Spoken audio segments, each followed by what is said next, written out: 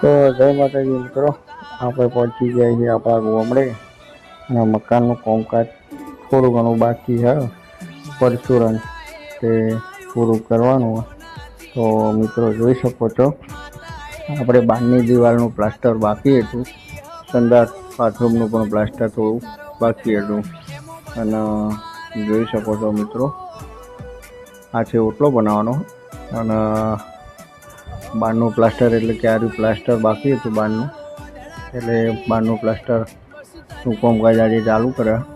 અને જોઈ શકો છો આપણું મકાનનું કામકાજ કેટલું પહોંચ્યું છે તે. અને મિત્રો પ્લમ્બરનું કામ પણ હજુ બાકી, સ્ટાઇલનું કામ બાકી. વિડીયો આપણે બનાવતા રહીશું મકાનના, જેટલો કામ ચાલશે એટલા સુધી વિડીયો આવશે.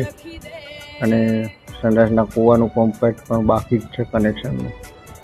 બહારની બધું પ્લાસ્ટર બધું બહારનું પતી ગયેલું હોય, ખાલી એક જ દિવાલ બાકી હતી.